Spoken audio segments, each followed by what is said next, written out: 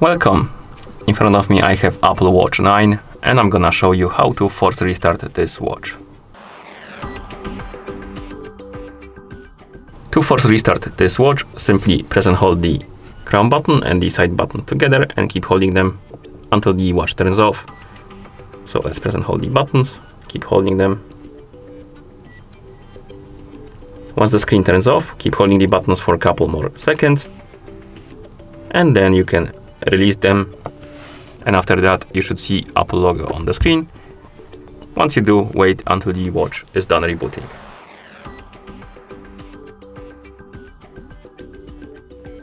As you can see, we're back in the system, and that's how you force restart this watch.